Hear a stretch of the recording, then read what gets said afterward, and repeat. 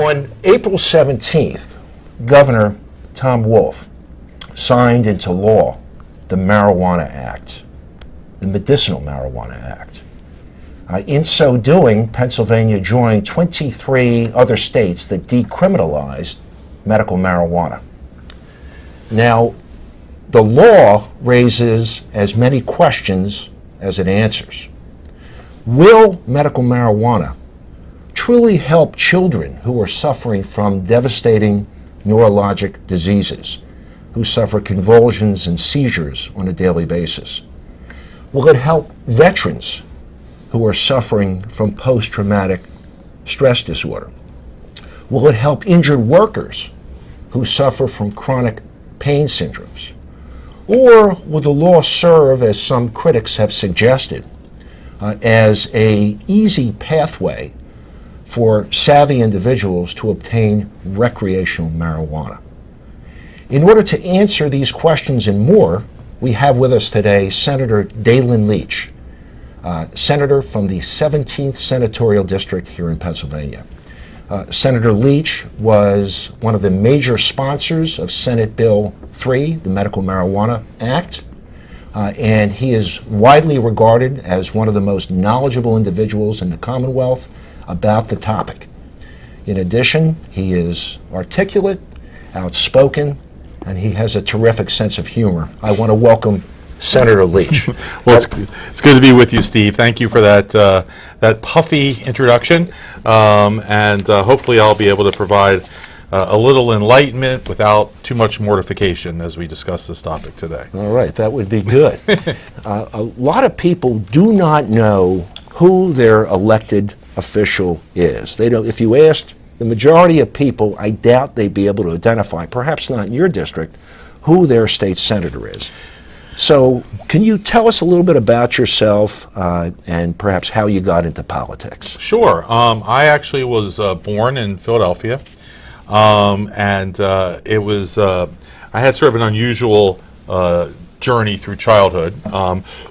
My mother and father were married, but they got divorced before I was born, and I never met my father. He left, and at that time, it was pretty easy to do that, and so I've to this day never met him or encountered him in any way, or his entire side of the family.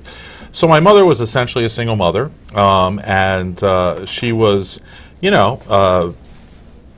very difficult economic circumstances. Her mother lived with us. Her mother eventually got sick. She got a neurological disease, and there was no program to take care of her. So my mother had to quit her job, and my mother was a commercial artist. She had to quit her job and take care of my grandmother. So there was no income coming in. We were essentially on public assistance, or what they called welfare, AFDC technically at the time, Aid for Families with Dependent Children. There was we did that for a while, and then it was just became untenable financially in terms of her sort of burden. And so she put me in a series of foster homes for a while, and I actually went to a bunch of different, I was in a different foster home, every 5 or 6 months for a while, and I wound up going to 8 elementary schools. So I was, all of this sort of, first of all, when you're a kid, nothing's unusual when you're a kid. Things happen. That's just the way things happen.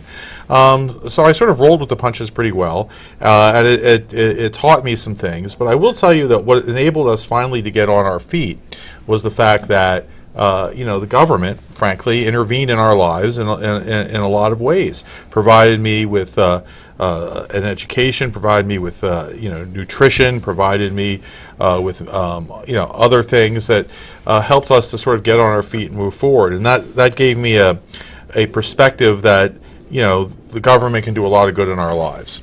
And so I wanted to sort of make sure others had those opportunities. So I was drawn to politics at a very young age. I remember at the age of 7, staying up all night watching the Nixon-Humphrey election returns. You're too young to remember that, Steve, but I don't think so. But it was a very close election, and I'm sure the only second grader to stay up all night watching that. But and ever since then, I've just been very, very involved in government, politics, policy, but also the horse race aspect of politics and the behind the scenes aspect. I was always very fascinated by it. And I wanted to get involved in that for a living. However, I knew that I had to find a way to earn a paycheck until someone would pay me to make laws. So I went to law school, and I practiced. I graduated, went to the University of Houston in Texas.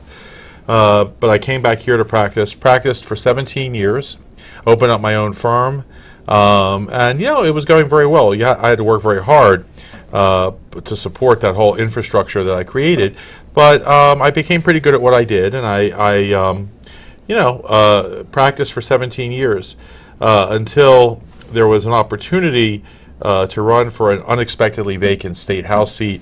It was Connie Williams' old seat, and she had unexpectedly been elected to the Senate. And so there's a special election, and a lot of people don't know, but in a special election, you don't just decide to run and there's a primary if you win the primary. No, the party picks someone in a special election. So I'd only lived in the district for 3 years. You could say I was a carpetbagger almost. And so it was very unlikely that I would get picked. I assumed there was someone whose turn it was, But there was an interview process, and people said, a couple of people I know said, go to the interview process. At the least, you'll meet some people. You may impress a couple people. Maybe it pays off in the future, get some experience doing this sort of thing. So I did that, and the interview went really well. And I came home, and I told my wife, it went well. I'm glad I did it. And the next day, I got a call from a woman named Nora Winkleman who said, well, we've decided to pick you. And I almost ran off the road, because I knew it was a very competitive seat at the time, and the control of the House was kind of at stake. So I knew that there was going to be hundreds of thousands of dollars spent telling the world just what a horrible human being I was. It's a little daunting when you start thinking about it. Absolutely. And as bad as I thought it was far worse in reality. Far worse. It was just literally unbelievable. So, but anyway, at the end of that process, we prevailed, served in the House for 3 terms. 2008, Connie moved on from the Senate, and so I ran for that seat and was successful. So I've been in the Senate since 2008, and we've tried to accomplish a number of things. We've been lucky and been able to get a couple very important things done. The most recent of which was what you just described, the medical marijuana bill. When I first introduced that bill, I couldn't get a co-sponsor. People would come up to me, other legislators would come up to me, and they'd say, Daylin, bless your heart, you're just crazy. But look, if it were up to me, your bill would pass. I think it's really important. Obviously, I can't vote for it. And I will have to issue a press release condemning you for introducing it. But I want you to know that deep down, I'm with you. And I was like, that's very comforting. Anyway, I'm sorry. Well, yeah, but you've been involved as a sponsor of other important legislation as well, not just medical marijuana. Oh, yeah. We've had a number of very important accomplishments. Bills I've passed, there's the prohibition on shackling of pregnant prisoners, bringing hybrid cars to the state fleet, changing the corporate code to create something called B Corp, which is a type of corporate entity that allows corporations to do public good. And I was very instrumental in the same-sex marriage fight. That was my bill. First time in history we introduced a bill like that. Ultimately, that became the law as well. Part of also what you do as a legislator, you try to pass good laws. You also try to stop bad laws. And I think I've been very involved in trying to do that too. Sometimes in the legislature, sometimes the legislature does things which I believe are unconstitutional, and I've actually sued on a number of occasions and prevailed. I sued and had the voter ID law struck down, and most recently I sued and had Act 192, which was the law that says the National Rifle Association can sue any municipality that passes any ordinance whatsoever dealing with guns. Not an unconstitutional ordinance. There's already a law that prohibits that, but even constitutional ordinances. That was just like, it was the only law like it in the country.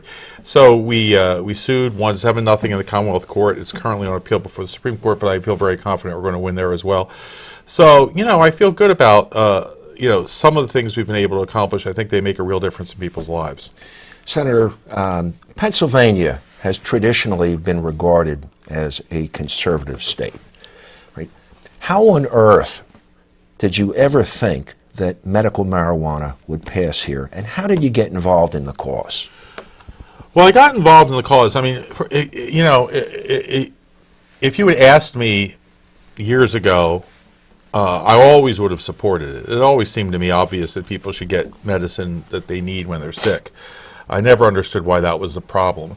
But it wasn't on a front burner issue for me. And then a fellow senator who didn't want to get involved, but said that they had a constituent, not my constituent, one of theirs, who had a son that had a form of epilepsy called Dravet syndrome, which is a horrible form of chronic epilepsy. This boy was seizing, 100 times a day. Cognitively and physically not developing because they're just seizing all the time. It's horrible, and often these children die in their early teen years.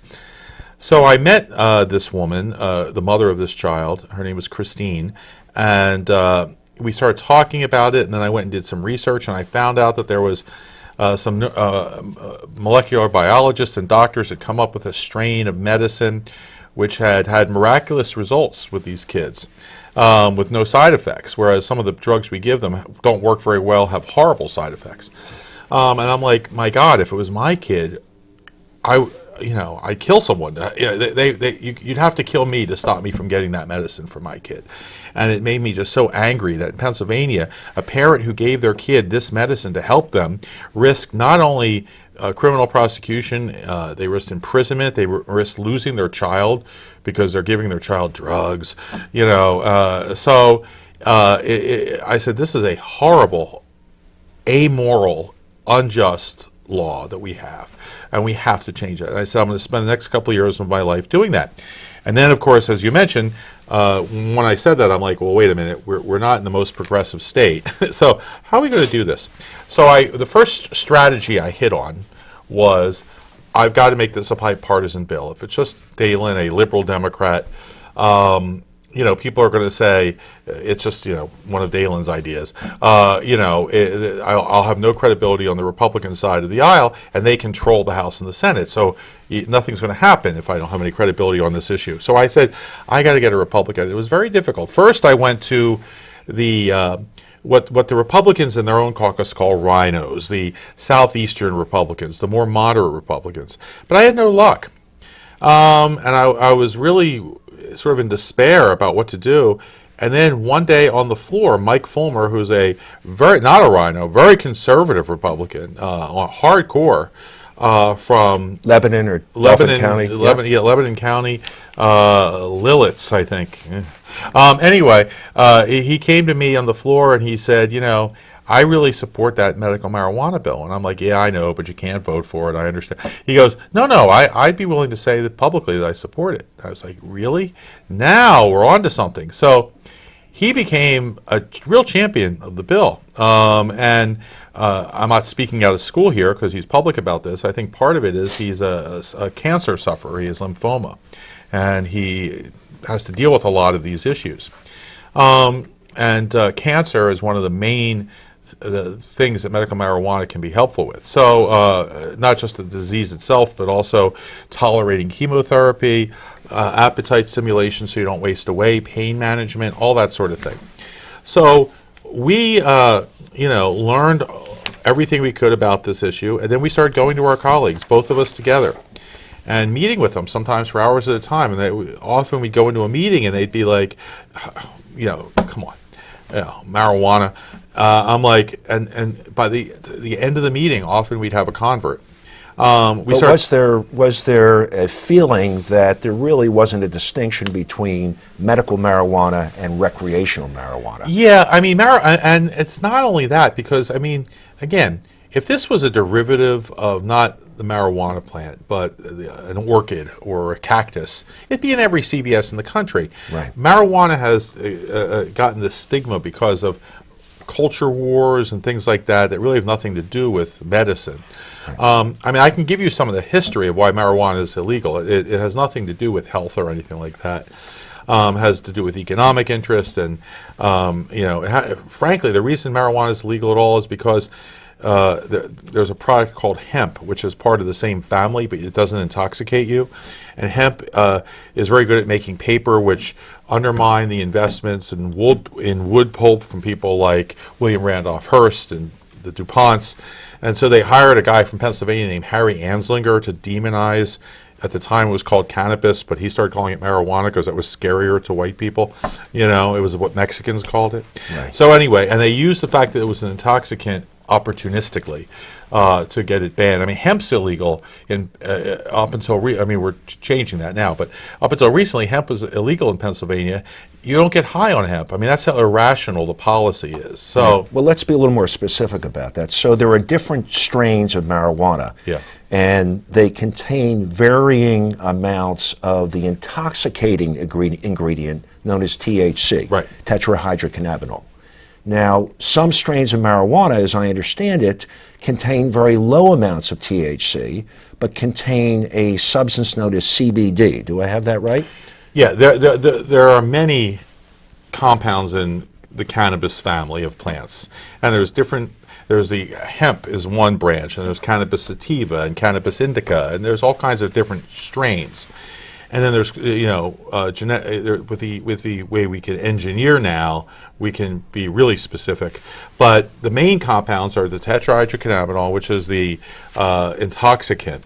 Right. There's also CBDs, which is cannabidiol, which is non-intoxicating, but also has amazing properties. Now, one of the things that people ask is, well, why is marijuana so effective on so many different types of illnesses? Right. And that's because our body has an entire system called the endocannabinoid system, which is receptors, which only one plant in the world, or only one family of plants in the world, links onto, and that's cannabis. And you know, one of the great things about the endocannabinoid system is cannabis receptors are all over your body, which is why it can, in different forms, help you in different ways, but there are none in your medulla. Why is that important? Because the way that most drugs that you can overdose on kill you is because they suppress your breathing, okay? But since there are no cannabis endocannabinoid receptors in your medulla, not to be overly technical, you can ingest marijuana for days. You can swim in it. You can, and you're never going to overdose. That's why there are 0 marijuana deaths a year, because it doesn't suppress your breathing, because there's no receptors in that part of your body. So you just never stop breathing.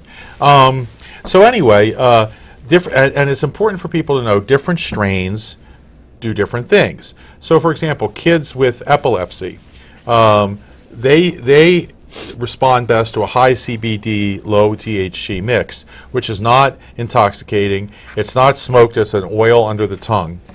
Now, if you're a cancer patient, you can't, in order for example, appetite stimulation, that's THC. So you need a higher THC thing. Right. If you have post-traumatic stress disorder as a veteran, that's also something that's best. The most effective thing is smoking it, and it's a higher THC. Some of the topicals don't have any THC at all. So there's all kinds of things and for different conditions. But so that was something I'm sure that you let other senators and legislators know about, that not all marijuana intoxicates people. Well, and even the type that does intoxicate people, I mean, for example, one of the things people use the intoxicating form of medical marijuana for is pain relief. But if you use what we traditionally give people for pain relief, the opioids, I don't know if you ever used Percocet or Oxycontin, you want to get intoxicated. That'll intoxicate you. I mean, marijuana is nothing compared to that stuff. That stuff makes you like a zombie. Plus, opioids are highly addictive. States with medical marijuana protocols, by the way, have a 25% lower rate of opioid overdoses. We just most recently saw Prince die of an opioid overdose. And unfortunately, the first-line treatment for many pain management specialists for people who suffer from chronic pain is the Percocets and the Vicodin, and then ultimately the Oxycontins. And I think it's important that our viewers understand that 80% of heroin addicts start by using other opioids like Oxycontin, like Vicodin, like Percocet. And the reason that is because they give you a prescription and you get addicted. You can't sleep, you can't get rid of the pain unless you take your Percocet every 4 hours or whatever it is. And then eventually your prescription runs out. And you get desperate, so you go to the street and you get what you can get on the street, and that's things like heroin and so forth. So well, heroin is cheaper, actually, it's cheaper than Percocets. And, right. So that is why, and it's funny because one of the arguments against this were so stupid. I must tell you. But one of the arguments not convincing. Yeah. one of the arguments that was least convincing was this is a gateway drug. Now I will tell you, you can make that argument in the context of recreational marijuana. I think you'd be wrong, but you can make the argument. At least there's a logic to it. But there's no logic in the context of medical marijuana, because what they're saying is we are afraid that if we give you medical marijuana, it's going to be a gateway to you trying OxyContin. So instead, we're just going to prescribe OxyContin. Right. Okay, we're going to skip the gateway and go right to the to the heavy drug. Where there is no argument. It is a clear pathway to addiction and heroin and what have you. Yeah. So why would we do that? It is literally an insane argument. It used to make my head explode. Anyway, we overcame all of that. We got law enforcement. There's a law enforcement group involved. We got people all across the political spectrum. Finally, when we passed this in the Senate, it passed 43-7. Which is like, we don't name bridges 43-7 in the Pennsylvania legislature. I mean, that's a huge bipartisan majority that you never see on an issue like that. Ultimately, it took a long time because there was a couple people trying to stop it, but it passed 149-43 in the House. Right. The next stage is the regulatory stage, because once you pass a bill, a bill's this thick, the regulations are this thick, Right. And so we have to go through. So I'm very involved in that process. The Department of Health is ultimately the people responsible for that. But I've organized a conference on July 8th at St. Joseph's University. People from all over the country are coming, from other states that have done this, and we're going to talk about in granular detail every aspect of the regulations, come up with recommendations for best practices, recommend them to the Department of Health, who is going to be on board. They're going to be at the conference. Is it open to the public? Well, no. It's a free conference, but we only have limited space. We have seating for 300, so people can email me if they're interested in coming, and we're going to have a process to try to get the 300 people we think would be most knowledgeable and helpful in getting this done. Senator, in reviewing the Medical Marijuana Act, I note that in order to receive medical marijuana, you need to have one of 18 qualified medical conditions. Where did the concept of listing these conditions come from? Well, it's interesting. That was part of the discussion. And one of the things, in order to get the bill running, we had to compromise on some things. I actually preferred not to have a list of conditions. I prefer just to leave it in the hands of doctors, because I thought state legislators aren't really medically trained. Right. There are those conditions. If you have one of those conditions, you go to one of the certified doctors. Right. Doctors can become certified they have to take a 4-hour course, sort of training them on this, and some of this will be spelled out in the regulations. But once they get certified, they can recommend. They recommend specifically what your condition is, and it goes to the Department of Health, which will give you a card entitling you to a certain amount, a certain strain, whatever, and then you would go to a dispensary and pick it up. It's ironic, because we obviously trust physicians to certify that an individual is suffering from certain conditions, but we don't trust them to recommend marijuana for other painful conditions other than those listed. For example, chronic kidney stones or migraines. I mean, was there science behind each one of the listed diseases here? Well, to be honest with you, there was some science and some politics. Okay. Okay. I note that the American Medical Association and the Pennsylvania Medical Society, if I'm not mistaken, both came out against medical marijuana. And the American Medical Association, in fact, said that there's insufficient evidence to show that marijuana is helpful in either treating diseases or eliminating pain. And they very specifically say, we agree we need to have more studies. We agree that the drug should be declassified in the federal system so it will be easier to obtain it, to study it, and to exchange ideas. but they're very clear to say this should not be viewed as an endorsement of state-based medical cannabis programs or the legalization of marijuana. Why do you suppose the American Medical Association, a well-respected organization, and the Pennsylvania Medical Society, another important state organization, came out against this? And how did you pass this bill in the face of that opposition? Well, first of all, because no one took them seriously. I mean, I'll tell you why. First of all, when marijuana was made illegal in the Marijuana Tax Act of 1937, the major opponent of making it illegal was the American Medical Association. It was the second most prescribed drug in the country at the time, and they said, we need this drug. So their position changed, number one. Number two, not all medical associations have come out. In New York, other places, they were in favor of the medical marijuana bills that passed in their state. Pennsylvania Medical Society Association is a little different. They do not exist for the benefit of patients, okay? They exist for one purpose, which is to prevent doctors from being sued. They're mostly active on things like tort reform.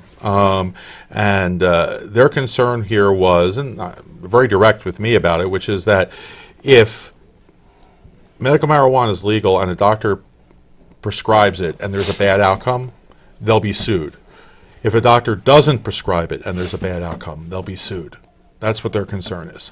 So they were just worried about about people being sued. In terms of the studies, they're just dead wrong. I mean, someone from the Pennsylvania Medical Society came to testify before my committee, and they said, well, there's no studies. I'm like, really? And I pulled out a stack of about 140 double-blind, peer-reviewed studies. Because keep in mind, you can study in the United States, it just isn't going to be paid for by the federal government. But privately funded studies can go on. And in fact, there are many published in, Harvard and Lancet and New England Journal of Medicine and major, medical publications. Beyond that, the United States is not the only country in the world, and most other countries don't have insane drug policies. Apropos to your last point, I do note that in this act, smokable marijuana will remain illegal. But you can vape it, which is what they do now anyway. Okay. You know what vape, for those in your audience who don't know what vaping is, it's a pen with a combustion agent that doesn't light the marijuana on fire, but it creates heat sufficient to create steam, which is, so it's like, it would look like smoking to most people. Okay, so the other thing that I wanted to talk about is who is going to pay for medical marijuana. I note that the law specifically exempts government medical assistance programs and private health insurers from paying for this new medicine, and I find that to be rather curious. Percocet will be paid for by the government, paid for by Aetna or IBC. OxyContin will be paid for, but medical marijuana is exempted. This strikes me as a political measure to get the bill passed. No, well, the reason that was done is because we had no choice. Under federal law, we can't Medicare or Medicaid can't pay for it, and it's because it's a Schedule I narcotic.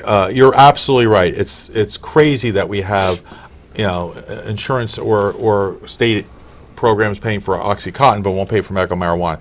It's crazy, but in order for that to change, we have to reschedule the drug to at least a Schedule III. Okay. Is medical marijuana a stepping stone to legalized recreational marijuana? Well, first of all, several things. Number one, historically, no. They're totally different tracks. It's insane that we put 25,000 of our mostly children into the criminal justice system every year for smoking a plant. That we have, you can come home and have a shot of whiskey, and you're sophisticated, man about town. But if you come home and have a joint, that you're a criminal and should be put in a cage. These are insane policies. In fact, you introduced legislation, I believe, in 2013. Right. To legalize marijuana and put it in the state store system for sale. But it's a separate issue. It'll be dealt with separately. Even if you would legalize marijuana recreationally, you would still need a medical marijuana bill for things like dosage, doctor involvement, insurance, things like that. They're just separate issues. But, at the end of the day, prohibition is it's a matter of time until it's gone. It's an antiquated, insane policy which has all of the same problems that the original prohibition had. I want to thank you for being here with us on The Leading Question, and I want to thank you, our viewers. I hope you enjoyed the show.